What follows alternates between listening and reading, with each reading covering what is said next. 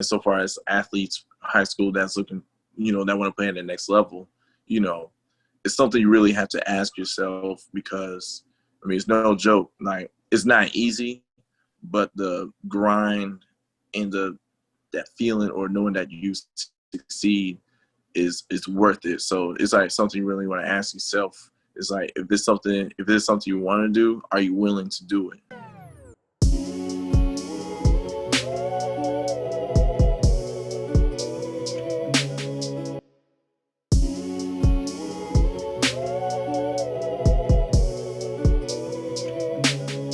What's good, guys? Welcome back to another episode of Exposing Sports Talk. I got my guy Jay with me. What's good, Jay? What's going on, y'all? And I got my guy Ed Drew with me today. What's good? What's good? What's good? How y'all doing? Man, living, man. How y'all ready for the weekend? It's Friday. Hanging out. What y'all doing this weekend? Man, shoot. I just know I gotta, grind it. I got a conditioning workout, field work on my trainer tomorrow morning. Then got a couple more activities in the weekend, but still, it's the weekend, so I'm happy. I feel that. What you got going on, Jay? Nice. I might take my brother out to the monuments, Lincoln Memorial, all that DMV stuff, touristy Come stuff. out to the city? Yes, sir. Shoot, let me know. I might bike up there or something. I just hang out. Bro, let's do it for real. What's up? Shoot, you got me. Just hit my phone. All right, my guy, Ed. First question we always ask everybody. Me and Dave answered this question 1,000 times. But top 3 artists you could listen to for the rest of your life. You can only listen to these 3 artists the rest of your life. Who would they be? Man, it would be Michael Jackson, Drake, and the last one is a tie between probably Lil Wayne or Jay-Z. That's such a that's probably like the oldest answer we've gotten thus far, and I love it. I love it though. Michael Jackson and Drake though. That's 2 catalogs, like crazy catalogs for versatility. They got wide range variety of music from when they started and currently today. Except for MJ, but still they got a long just. You can just listen from the East Coast, driving from the East Coast to the West Coast. So that's how good they is. Big facts. All right, Jay, I'm gonna ask you a different question. What's a song you currently bumping like right now? Like new music came out today. It's Friday. What you got going on? What's your go-to song or new artist that you don't think people hip to? Yo, Ryan, get hip on Ryan Trey. He from DMV. If y'all ain't know. Okay. Rolling by Ryan Trey, joint crazy. Now, if he going through some things, he gonna get you through it. I'll tell you that right now. Okay, Ryan Trey, I'm gonna have to add that to the list. I know Alicia Keys came out with a new album today. I haven't listened to it though. Oh, it's the GOAT. The GOAT is back. Yeah, she came out with a new joint. It's a few things that came out today though. But I had to listen to them later for. But we finna get into the meat and potatoes. So my guy Ed met you same way I met Jay, low key, just playing basketball, hooping. Pretty interesting, cool dude. Tell us a little bit about your story about high school. When you first got your first letter, like when you knew you had a chance to play basketball in college. I know where you went to school. You went to Presbyterian, so I mean that's a different type of school too. So let us know before we get into that. Let us know high school, how all that worked. High school, to be honest, is I was looked as the underdog. Going in, I expressed my goal to play Division I basketball. Everyone doubted me, so in response, I just put in a lot of work in the gym. I listened to what my dad told me about putting in the work, time, and effort, and honestly, I made that decision where sacrifice coming because, you live as a high school student where, you be with your friends, party, and all that good stuff. But he told me right then and there, it's like, if you really want something, you got to make sacrifices. So honestly, on weekends, I never really had I just go in the gym, wake up. He's a military man, so y'all know how that go. Waking up at 5 a.m, running 5 miles, go to the gym to lift, then go to school. Then right after school, go to the gym for basketball and do it again 5 days a week. Then for high school, what's crazy right here is y'all probably gonna y'all let me know if y'all would transfer out of my high school or not, because the requirement to try out is you got to run 5 miles, 3 mile, 2 mile, 1 mile, all of the time. And that's what you got to do in order to make the team. So say you make all the the 5 time mile, mean? huh? That mean like every day? Yeah, like honestly, no. If you pass all of them, like for the 5, 3, 2, 1, you got to keep running 1 mile until tryouts are over. You make the team, you complete all your miles. But here's the catch. So say you make the 5 miles, you pass the 3 miles, but you say you fail the 2 miles, you go back up to 3. If you fail the 3 miles, you got to go back up to 5. You can do the same thing where even if you like complete all your miles, but if the trials are not over, say you keep running 1 mile and say one day you fail it, you got to go back up to 2. Say you failed the 2 mile, you go back to 3. If you failed the 3 mile, you got to go back up to 5. And it's like constant. So I know you asked me questions, but let me ask y'all, would y'all still Hold up. stay? Would y'all I stay? just want to make sure. I want to make sure we're talking about the same sport. We talking about basketball or cross country? Which one? See, that's the crazy thing. When I tell everybody the same story, they was like, yo, y'all running cross country? I'm like, no, this is all basketball, fam. They were like, oh, hell no. We transferred quick, fast, in a hurry. And we Where'd do you go all to high 4 school? years. Nesbitt River down in Suffolk, Virginia. Okay. Yeah, just running. And we also keep running throughout the school year as well. But before y'all talk about it, yeah, so when I first started to get like letters, was I want to say going to my junior year that summer. Going to my senior year in that summer, where I had a lot of interest, or really a lot of offers from Division III, Division II, and a little bit of Division I sniffs. And then after my high school year, or my senior year, then when I decided to play AAU, I committed to the D3 college then, but then my dad convinced me like, hey, like play AAU one more time. So I was just all right. But me and him both know we got to convince our mom because she had enough of AAU. So by the grace of God, she was like, all right, you can go for it. Then Lord behold, after the tournament, the Peach State tournament down in South Carolina, I ended up getting 2 Division I offers, one for Presbyterian and one from Central Arkansas. And what led you choose PC? Honestly, I'm not gonna lie, I was just crazy hyped that all the work, because it's just so satisfying knowing all and the goals that you express. And I like when I tell you I prayed about it crazy, like every night before I go to like just see it like it's before you. And I was just like, yo, PC, did a little research on them, but I was just like, yo, Division I, I'm about to play against like one of the top athletes across the nation, potential NBA. I mean, you and I both played against like NBA talent on certain teams, and it's just something like you never, like nobody else had the chance to experience, but just to have that. But yeah, I was just on a crazy high. Yeah, that's tough for sure. Like, tell us like a little bit about like what PC was. I don't even know if a lot of people know where PC is. Like, I ain't know like until like I was going to Winthrop. Like, I ain't know what Winthrop was being from Northern Virginia. I was like, where is that? What is it? Like, huh? Mm-hmm. And before I get into it, one of my bros that went to Nansman, who I look up to, his name was Andre Jones. He played at Winthrop, and that's why I knew about Winthrop, because he as soon as he graduated, he played for Winthrop for all 4 years. So I knew a little bit about your school. But as far as my school, it's a small town. It's like between 1,000 and 11,000, like like 1,000 and 1,100 students. So it's a very small school. It's in Clinton, South Carolina. It's between Columbia and Spartanburg, and it's like 10 minutes from Lawrence. And still they'd be like, all right, we'll just say it's in South Carolina. So I'm like, man, it's cool.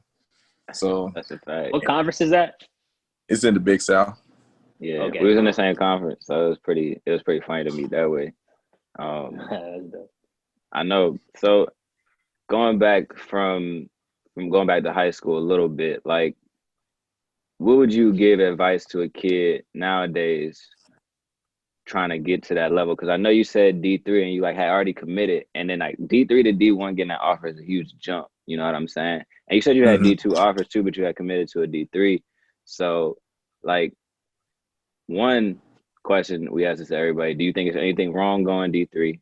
We'll go with that one first, and then after that, we'll circle back up to another question.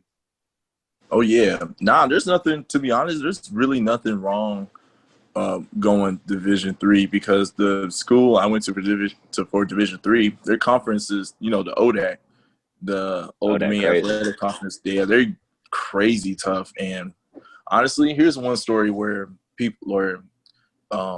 I'll never forget. They were scrimmaging against Richmond. No, it was more than a scrimmage. Yeah, they played against Richmond, and Randolph-Macon at one point had them on the ropes, and the coaches, reserved a spot for me and the family. And I was sitting there sideline, and it was just like yo. I looked at Randolph-Macon. I was like, yo, they're the truth. And the size they had is they really had like a Division I lineup because that's how tough they are. And Randolph-Macon was like known, and besides Virginia Wesleyan, like they're really known to be that squad that be going deep in the NCAA run as well. So my dad always told me, say if I didn't go to Division I, never knock down the opportunity because you can capitalize opportunity at Division III level, knowing that you are still playing against a tough conference and playing against different teams where you can use that to still elevate your platform to still pursue, if you want to play professionally overseas or in the NBA. Because nowadays, like I'm sure you and JC, where like Duncan Robinson from Miami Heat, he used to play Division III, but now he transferred to Division I. Even though he transferred, but look where he started. Then and see where he ended up because he kept pursuing. But to answer your question, I'm not knocking against Division III because you gotta respect. Like, to me, honestly, I respect all divisions, whether it's JUCO, NAIA, Division III, 2, and 1. I have nothing but respect for Division III. Yeah, I was looking at their thing the other day on Instagram. It was like they had a little post, and it was like Duncan Robinson, Jimmy Butler came from JUCO, I think, before he went to Marquette. Kendrick Nunn went to Oakland, which wasn't really like popping until he was there. Like him in college, that like his last year at Oakland was crazy.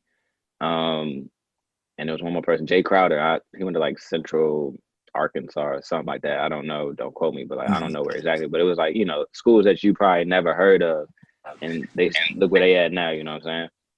Exactly. Yeah, it's crazy. You said something about AAU a little bit. Like, did you not really play AAU at all, or you just didn't like see the benefit in it when you was playing? No, I did. I started playing AAU. I want to say starting my 7th grade, 8th grade year. Like local AAU, but then, I thought it was a blessing in disguise because even my AAU coach, because when I was getting better, because going to that one year, I want to say my 9th grade to my 10th grade year that summer, he actually recommended me to play for a higher AAU program back at the time called Virginia Assault. It's like the mixture of like the little bit of 7-5 Richmond, of course, the DMV area versus where, you got DC Assault where it's like literally, players from DC. Yeah. But you got Virginia Assault where it's like kind of all 3 area codes into one. So when he introduced me to Coach McFarland, that's where I feel like I had more exposure and starting to play at a different level of competition where it really tests to see how I would stand against players who are bigger, guys you see on Hoop Mixtape it was kind of crazy. It was AAU, it's a fun time of year where it's just you travel, get to play. So yeah, that's how it was for AAU with me. Who's the craziest person you ever played against? That's a tough one. I'm really horrible with names, but I remember faces. I remember I played against this one dude. He committed to Oklahoma to play football, but he was still playing basketball. He got dreads. He was like 6'7", 250, and I was still like, I wasn't 6'5" then, so I was like 6'2" at the time, weighing a buck 180. And one play, he went up for a dunk.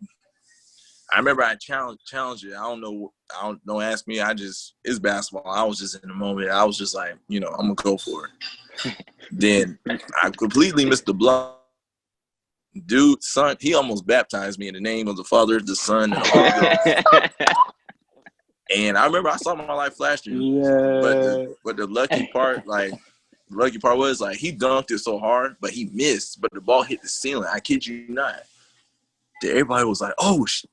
Then my teammates look at me and was like, "Hey, what are you thinking?" I was looking like, I don't know. I just thought I had it. Man, I feel that. And that's crazy. And there's a couple moments like, oh, you know what? It's not AAU, but high school.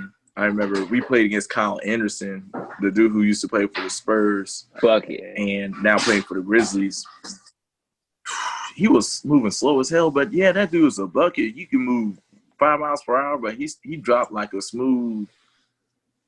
He dropped like a smooth 20 or 30 on us. We hung in there, but then you know how it goes. Players like that, you just get hot and he's solid. He's solid right there. Yeah, for sure. Big fact. I used to play him in 2K. I wish he never left the Spurs because I'm a Spurs fan, so I was like hurt. You a Spurs fan? How you gonna be a Spurs fan?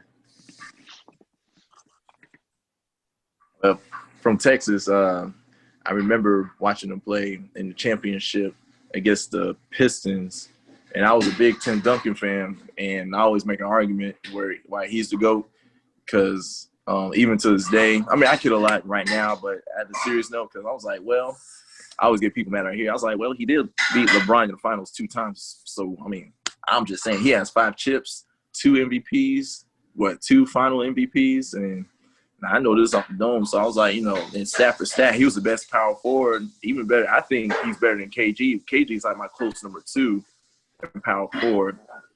Then I was like, yo, this man is he's a walking bucket. I mean, name me guys who can guard him. KG would probably give him the most work, but Tim Duncan still get his bucket. So that's a fact. That's from a fan standpoint, but that's just me. So he was your favorite player, like growing up? Yeah. Okay, so you watching film on him and looking at like the way he moving and stuff like that. Yeah. Then when I got older, I evolved from Tim Duncan to I watched a lot of Hakeem Olajuwon, Michael Jordan. Then when I started when I got to college, high school, college-ish, when I recognized my body frame, then before Kawhi became Kawhi, I watched a lot of MJ, Kobe for mid-range, and Hakeem Olajuwon, Tim Duncan for like the footwork in the post, to really I guess you could say put it all together. That's what was able, as an undersized forward, that's what able me to still progress to score against dudes bigger than me and be able to have more than one moves in the bag to the basket or facing up. Yeah, so how was that transition? Because you say you played a 4?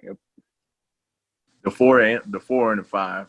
4 and the 5. So how was that transition going from, because playing the post from high school to college is totally different, because now you're banging down there with grown men. So how was that transition for you as far as weightlifting, even dieting, training? Oh yeah, my dad, he definitely put me on that, because my coach asked me I'm still gonna play that position, so my coach told me to protect me. My dad looked at us like, son, you barely weighing 200. We got to get you right. And so he got me eating 6 times a day, breakfast, lunch, dinner, with the snacks in between, going to the gym.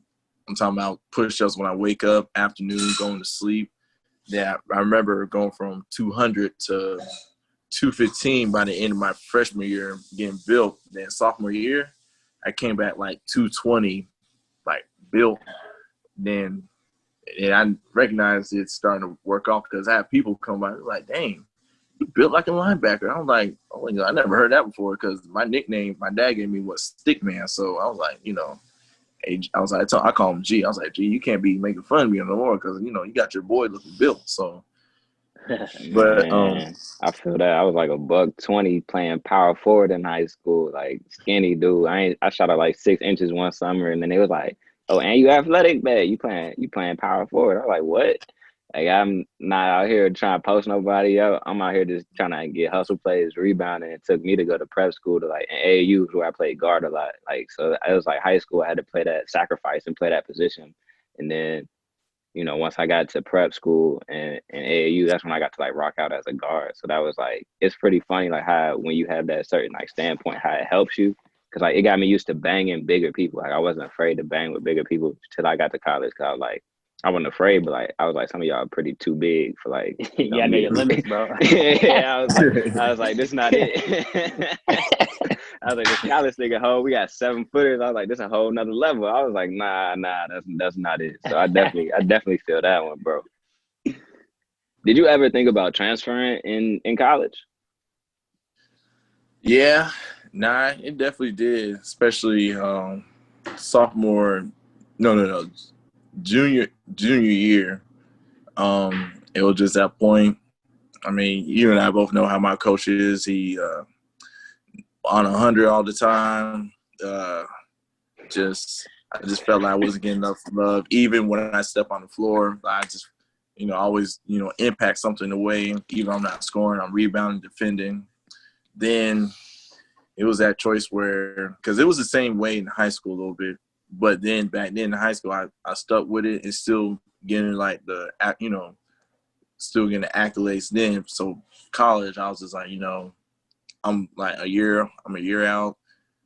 I can, conquer my battles and, make him realize that I know he need me. You can sit me on the bench all you want to, but I know my worth. So I was like, you know what? I decided to stick it out and still be able to have one of my best year going to my senior year at Presbyterian. But yeah, the transfer definitely been weighing on my mind. I had to pray about it. So, looking back, I still have no regrets. Presbyterian still been good to me in a way. So, no, still, yeah.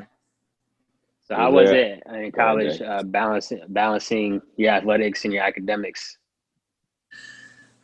Freshman year was no joke. And it really made me like look at it. Wasn't the time management. It was just like the amount of work and the how it wasn't easy to, because you got papers, then you got to balance it out like going to practice, then going to class. Because in the morning we wake up, we got some type of conditioning, then go straight to class. Then in between class, you got to go to the weight room, coming back, eat, chill. Take a little nap, then go to practice. It was all in all tough. But during the freshman year, I was able to adjust. Then sophomore, junior, then after that, it was, I don't want to say easy, but I prioritize because you're a student for a reason first, because you got to maintain that. Then basketball comes after. It was tough about balancing out because when they changed the standard from, oh, you got a scholarship all 4 years, no, because it's a yearly thing now. So it's like literally like competing for your job, because they can evaluate you and determine whether you still get a full scholarship or not. So, So it's like, one, you got to maintain grades, and the other, you got to maintain your position, and still like basically you got to tell your coaches by how you play, like, why should we keep you as a full scholarship? Because I literally seen one of my teammates who like underperformed on practice and game, and while my other friend, teammate, he worked hard and maintained his grades, and they ended up like cutting his scholarship. And my friend was a walk-on, and he ended up being like full scholarship, while my other friend ended up getting like some of his scholarship taken away. So it's like a constant reminder around me why I should make sure to keep it up in the books in school and also on the court. Okay, that's the gem we have not yet heard yet, so we really appreciate that. I didn't even know that. I'm not sure if you did, Kellen. A little bit, but that's definitely a gem that we haven't really talked about in any of our interviews yet. We always will get one from different people. That's why I love doing this, because everybody, like I say, everybody's story is different. And like tagging on that, first of all, what did you major in? Political science. Tough. Second, I think for me personally, it was a little beneficial going to, like you mentioned earlier, such a small school and like a smaller area. Did that benefit you as well, like having smaller classroom sizes and stuff like that? Do you think that was helpful, or you think it would have been like you'd have been okay in like the bigger setting too?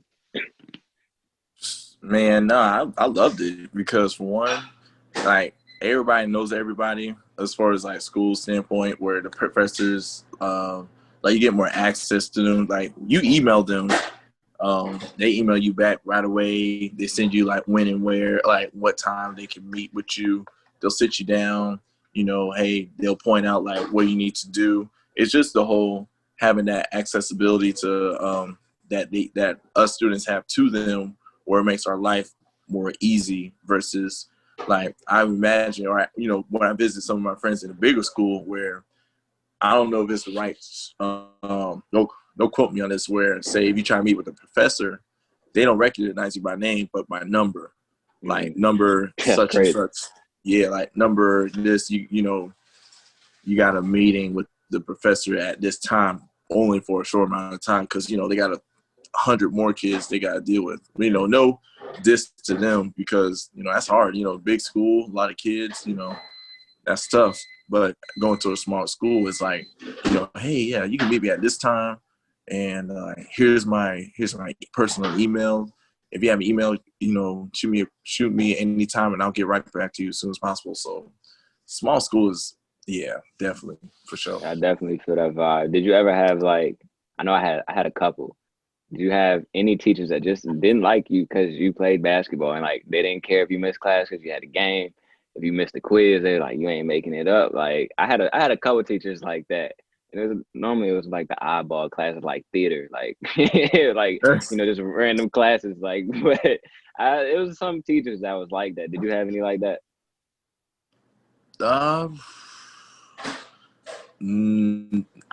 No, because most of the teachers now, as far as I know, they're a big basketball fan.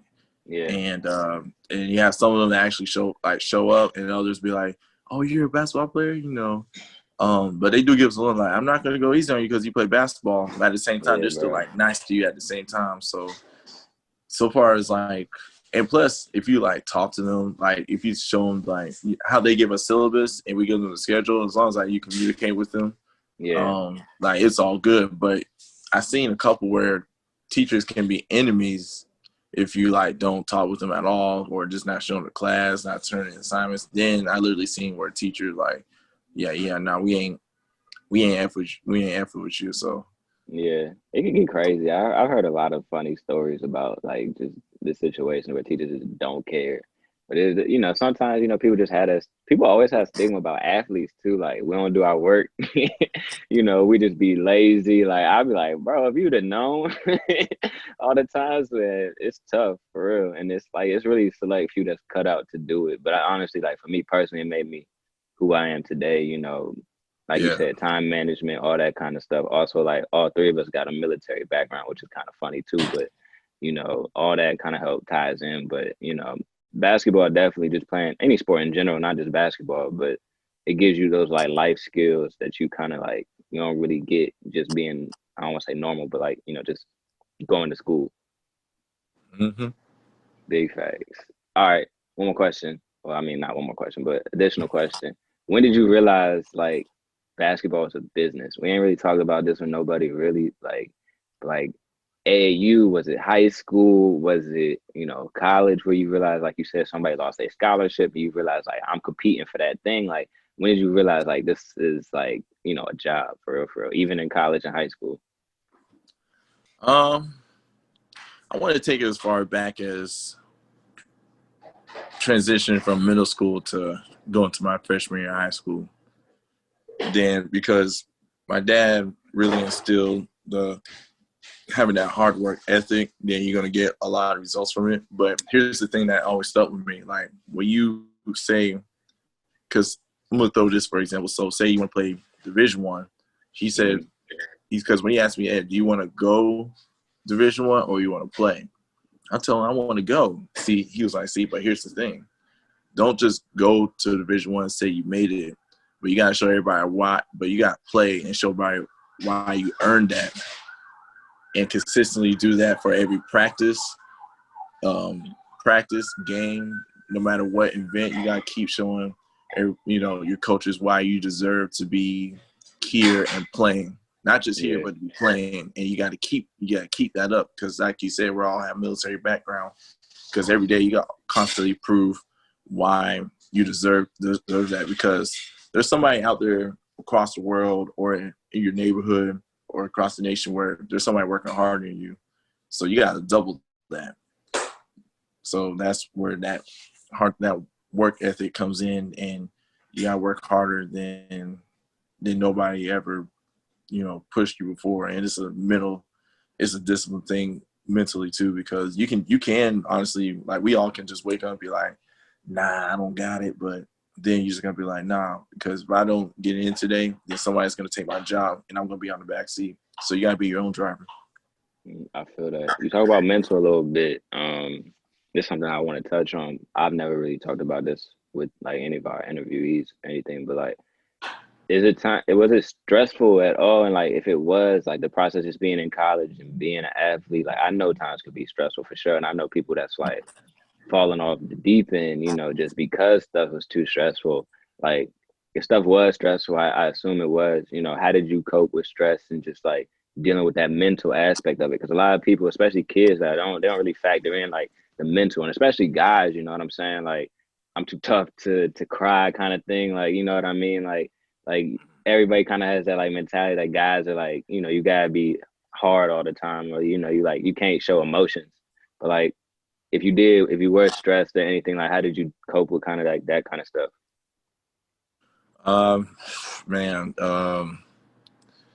With Presbyterian being a small school, it has a lot of open space. So what I'm trying to get to is where so when I get stressed, I just kind of just go out, take a walk, just get away from books and everything, especially when it comes close to that time where a lot of papers is due, or when it's, like when it gets close to exam time, there's a lot of everything due. Like before then, like when school getting started or you go into the second semester, everything start all either light or hit the ground running. It's just your occasional assignment, turn a paper in. So around like the exam time, I usually just take a walk, chill, be with my friends, or I talk to my mom or dad. Just in a way like my escape, get away. I listen to music or pray and just, asking God give me the strength to, persevere, make it through. But definitely there's nothing wrong with having to change the scenery, like just kind of like being in your own spot and like just getting away. And once all the thoughts and minds are clear, then you feel yourself like kind of decompressed. Then that's where I've been given that energy, strength to like, okay, like back to the grind, like hitting the books. But yeah, that's how I deal with it. Just really just get away. Because there's nothing wrong with like stepping out, getting away with it.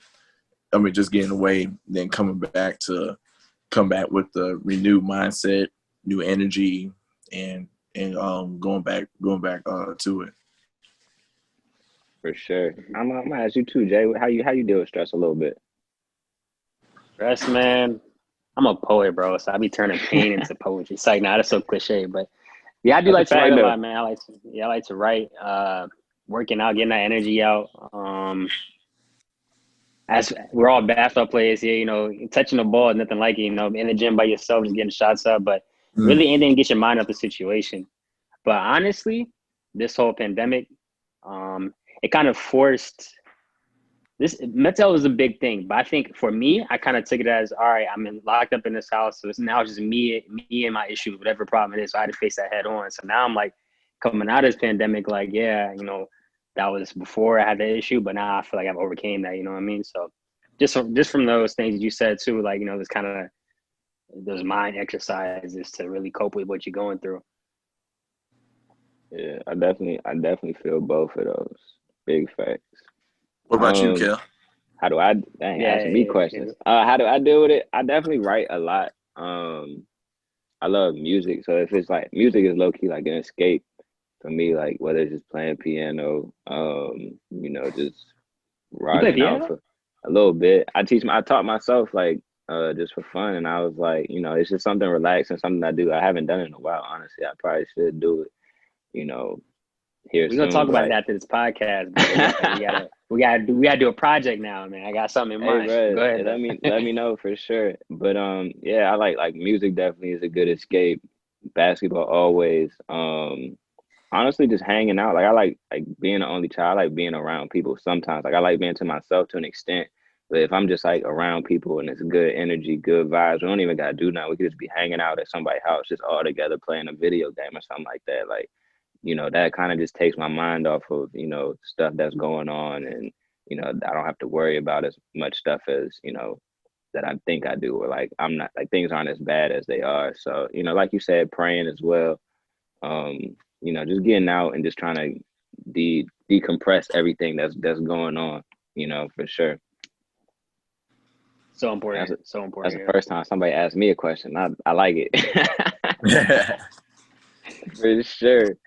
But all right, so you got a little bit of we got a little bit of your high school, AAU, and college. What do you do? What are you up to now? I know you said you're working out still. I know you had knee surgery, right? Mm-hmm. I talk Yeah. about that a little bit, like your injuries. Like I've had knee surgeries, screw in my knee, all that. It's depressing a little bit because when I first did it, I was like, doctor, am I gonna be able to play hoops again? Like, am I gonna be able to hoop again? Like, what's gonna happen? Like, am I gonna be as strong? So like going through rehab, all that stuff. But like, it only made me stronger to this day. But I mean, like, how was that Mm-hmm. experience for you? Like, when did you get hurt? How did you get hurt? And after that, like, what you doing now? Oh man. So how I heard it was playing in the tournament they have. This little small tournament, in Mount Vernon. Oh And I was playing. yeah. I was playing with my friends. I was just. I remember going to that summer too. Like, I had a lot going. I had a lot of interests of different teams overseas.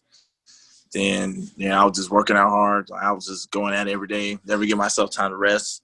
And then going to that moment, that tournament, when I tried to go for a dunk, I was about to take off and punch it, but then I felt a strong pull in my left kneecap.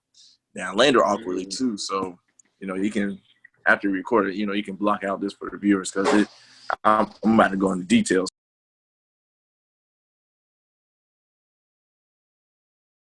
So I put a little warning joint. yeah, definitely put a strong warning because I had a lot of no, don't tell me, just sorry, but so yeah, when I landed, I was in pain. I was like, then I was like, all right, I'm cool. Learned that day I have a high pain tolerance, so I was like, I was chilling. Then I looked at my knee. My kneecap went from like where it usually stay at. It went like almost. It went like at the bottom of my quad, so it went up a little. So I guess you say it went from the bottom up. So when I looked at it, I was just like, man, this face right here. I was like, I don't think it's supposed to be right there. Then the funny part is, like, I got up on my own will. So I got up. All my, like, how y'all looked at me just now, everybody from my squad to the other team squad, they looked at me, was like, bro, you all right? I got up, started walking. I was like, yeah, I think I'm good. I think I'm pretty good. Yeah. Then I was like walking with a tiny bit of limp because I ain't gonna lie. I was like, I'm good. My knee feel weird, but I wasn't in pain. It was just like, because I have tendonitis in both my knees. When I didn't feel any pain, I was like, I thought maybe my dunk did it. What was going on my kneecap? I was like, maybe the pain will come later. No, my tendonitis. So I sat down. Then the game kept going. So I looked at my knee. My kneecap still floating on top of my like quad a little bit. And here's the part. So I was just like, let me try and bend it. Let's just see how it feels. And I was just like, so I tried to bend it. I bend it slowly. When I bend it slowly, my kneecap kept sliding up. And I was like, yeah, nah, because it felt weird. So I just tapped my bro to the side. I was like, hey, bro, you think you can take me to the hospital? Then when the doctor broke the news to me, shout out to DeMarcus too. He a true homie, drove me to the hospital. He stayed there with me the whole time. So I was just like, that's a true bro right there. Then when the doctor brought the news to me, I was like, because I never had any major knee like injury before till that day, and I was just like, dang. And he said I'll be out for a year, so I was just like, in that moment, I'm gonna get deep right here. In that moment, it was just like, for one, I can't believe it, but at the same time, what was the injury exactly? Oh, so I ruptured my patellar tendon. Okay, I did like the same thing, but like when I jumped, I just felt like my knee, like my quad and like my calf, like I felt it like pop, like separate. And I kept playing. My dad talking about some suck it up. I'm like, because we was losing too. I was like, I just kept playing. I was like, cool, I'm cool. And then we lost. So I'm in the back of the car getting yelled at, yada, yada, yada. I'm like, yo, my knee hurt, bro. Like, take it to the doctor. We go to the doctor next day. He's like, oh, you got to have surgery. I was like, oh, man, like, that's crazy. That is crazy. Yeah. Because how did the injury affect you? Yeah. You said what? How did it affect your mental? All that. You continue with your story. Yeah. Oh, shoot. I mean, it was just kind of like, you know how everything kind of all hit you. Right. For one, what hit me was like, I ruptured my patella tendon.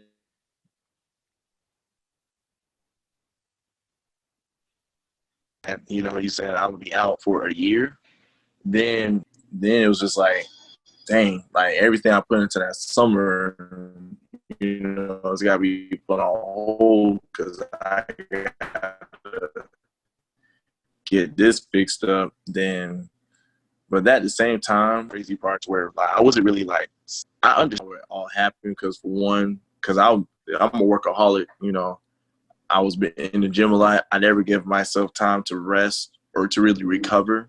So the way how the doctor explained it, because like say the tendon is the rope, I basically kept being on the rope until it's just worn down. So then really most importantly, it was like I was never like mad at God because I really understand like things happen for a reason.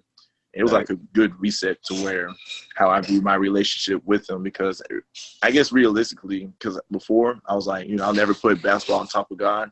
But that summer, I guess I felt like, or I guess you could say I did. So it definitely made me like bring me back down to earth to realize I realized my priorities, and that's where I developed a strong, better relationship with him. Then everything's on the rehab, giving my life again to Christ, going to 2020. I got assigned me a new agent. I was rehabbing, like I was going hard in rehab. Then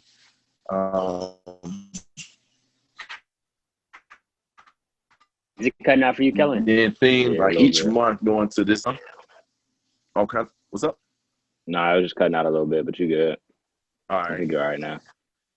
Yeah, just basically like then going to even pre and current pandemic, I still had teams like hit me up like, or what we're looking for. My agent's working hard. I recently came back from a camp in Charlotte. I talked to a couple scouts, 2 G League coaches, and that's my first time literally playing against some competition in the year. Ended up being named like top 20 players in the camp. So just knowing where it all started from the injury up till now.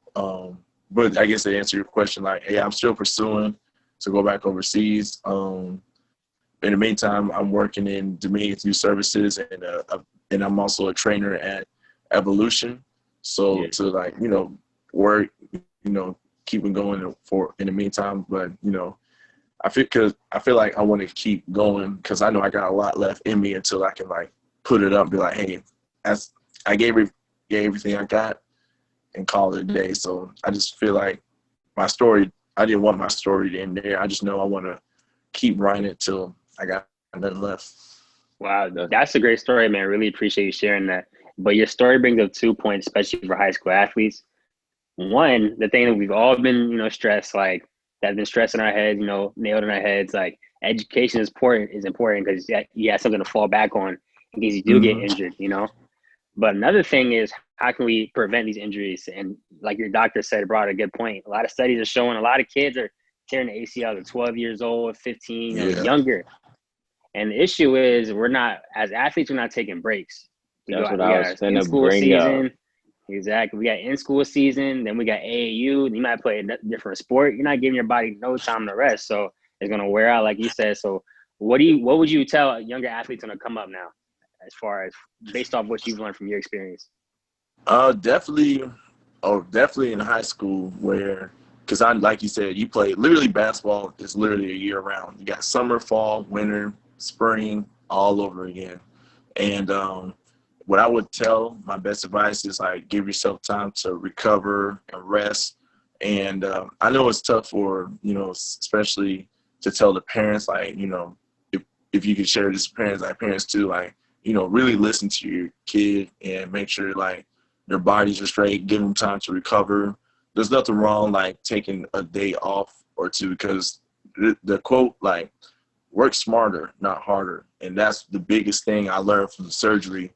Having surgery is like, I can still work hard, but just space out the days. It doesn't have to be back to back to back. You can work today, take time off tomorrow, light work that next day, and go hard. Just kind of like gauge it and like increase that, the intensity, not just go 100, go 100, go 100. Nah, because you're just going to end up burning yourself out before you can reach your true potential. Then so far as education, I'm definitely blessed to, hey, I got a bachelor's in political science, even though it's not really the field I want to be in. But hey, I still have something, and there's jobs out there that, hey, if you got, they can look at your resume like, oh, like you graduated and got a bachelor's, like it's still something to fall back on, whether you want to use that or you can still go with your continue your education journey. It's your choice, but like you said, like I definitely value having that degree, and it's something my folks always remind me, like, hey, like even during this time, this pandemic, you can still get any job you want because you're highly educated. So that's hopefully that answers your points. I mean, point out the points right there, especially for parents and kids who's listening. That like always make sure your kids stay in the books because it's no joke. And so far as working out, make sure you watch, engage it. Don't be too involved in the kid, like trying to see yourselves in them, but really like listen. Like, hey, if something hurt, hey, like ice it, relax, recover, do what you got to do. Then once you're ready, then let them. Because yeah, like you said, I actually trained one of the players I coach at Edison, because he tore his ACL in middle school. Great. And it was just so foreign to me. Because I was like, yo, he was like, yeah, I tore my ACL playing, because he used to play soccer back then, but he plays basketball now. And because he made one wrong move and still tore it, but he was a very active kid. So I was just like, but then I think he knows now, and I think his parents know, like, he works hard, but he's working smarter now. But to prevent that, just really listen to your body. Yeah, man, I definitely feel that. Some my friends didn't understand it either. Like I didn't understand it till like I got hurt. Like my dad used to make me take a month off. I play baseball, maybe do travel baseball, then play basketball with AAU while I'm doing baseball, then play football too. So it's like you said, we going year round with these sports. And my dad used to make me take like a month off, like right before I think AAU used to start. So it'd be like in between. So it'd be like just hanging out and not like off, like I'm not doing nothing completely. Like I'm still, jumping rope or something, doing some light stuff. Like I'm not fully out competing for like that whole month. And he was like, you just gotta rest your body. And like I didn't really like understand it, but like I just did it because he told me to do it as a kid. And then that's something like I appreciate to this day. And I tell a lot of my kids, it's like you don't gotta go, like you said, 1,000 every day. You know what I'm saying? Like you could do lesser stuff, but taking care of your body and just giving your body that break. One, it'll give it that rest. Two, to like grow and strengthen and just get bigger. And then two, to just give your body that rest that it needs naturally, because like nobody's out here supposed to be playing basketball 365 days a year. You know what I'm saying? Like, especially going full speed at it. Like, you know what I'm saying? Like, nobody's conditioned for that. And, with that, just naturally gonna come injury. So that's something I stress, that and eating when I'm training kids is like the two biggest things and two hardest things. Cause it's like, when I was coaching AAU for a little bit that I did, it was like, what you eat today? I ain't eat nothing. I had a McDonald's sandwich.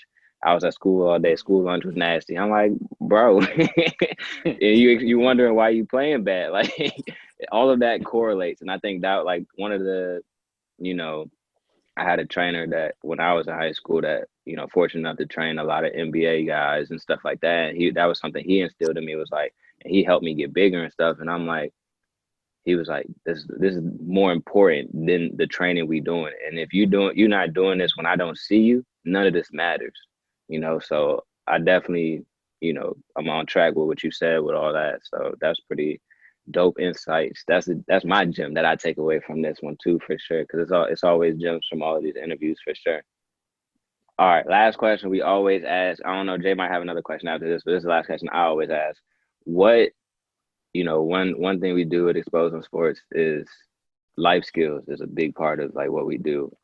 What's one life skill advice you would give a high school student or college student right now? It could be like we was talking about mental health. It goes as far as like changing tires, whatever it is. What is one life skill you would like advise for a high school or college student? Well, I want to say to start with high school, I would tell them make sure grades, that's important. And if life and school and basketball start to overwhelm you, there's nothing wrong with talking to your parents or your friends. You always making sure, because you always have somebody in your corner, because you see kids nowadays thinking they have to shoulder everything. That's why it's probably like so heavy on the mindset, thinking they have to do this. But you got to make sure, to always be reminded, like, hey, you got family, friends, and loved ones that care about you and that want to see you succeed. So, you don't want to carry that heavy burden on yourself. And so far as athletes, high school, that's looking, that want to play at the next level, it's something you really have to ask yourself, because, it's no joke. Like, it's not easy, but the grind and that feeling or knowing that you succeed is worth it. So it's like something you really want to ask yourself. It's like, if it's something you want to do, are you willing to do it?